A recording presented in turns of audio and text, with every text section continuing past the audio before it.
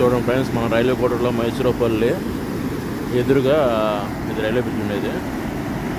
ఇది రూటు శివరాజపల్లి పోయే రూట్లో ఇది.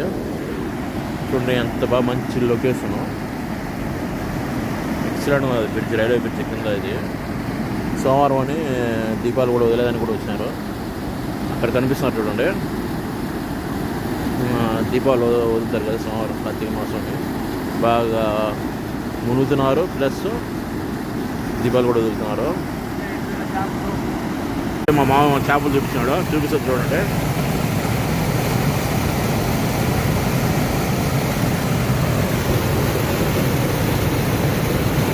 చేపలు, సన్న చేపలు